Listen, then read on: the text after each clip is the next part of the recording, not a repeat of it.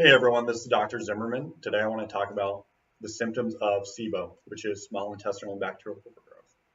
So here we go. Here are 6 symptoms. We're going to go over each one in a little bit more detail than you would see on my Instagram. 1, bloating. Okay, these bacteria, when they're in your small intestine, they will ferment this undigestible fiber that should be broken down in your large intestine. They will ferment it into 2 different gases, methane and hydrogen. Now, based upon what they produce, will give you one of these other symptoms, constipation or diarrhea typically.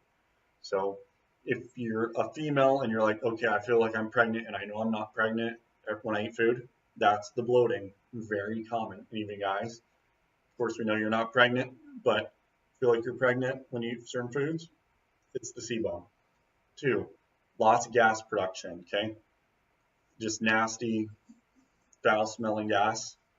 Good chance, once again, it's SIBO. 3, as I talked about, constipation and diarrhea, very common as a result of the gas production. 4, joint pain, okay? SIBO ultimately causes a lot of inflammation within the body, so it's very common for these individuals to actually have joint pain, whether it's knees, hips, shoulders, and so forth, as a result of that inflammation. 5, fatigue, because you're not breaking down and absorbing foods the way you need to. You're not getting the B vitamins and some of the other nutrients that you should have. This can result in problems with energy. Now, people can even lose weight as a result of SIBO. Some people gain weight as well.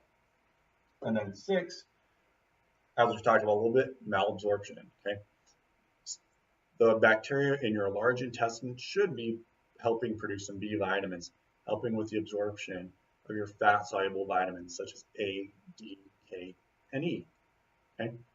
Also should be producing short-chain fatty acids, such as butyrate. Butyrate is the primary fuel source of these cells within your large intestine. Also can be used for fuel by your brain.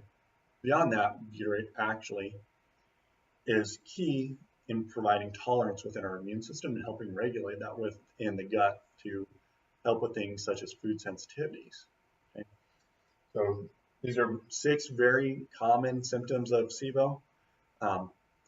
Other chances that you're at risk of SIBO, we've talked about things that can cause it, but people who've got irritable bowel syndrome, very high likelihood they've got SIBO. Same thing goes for those who've got Crohn's disease and ulcerative colitis.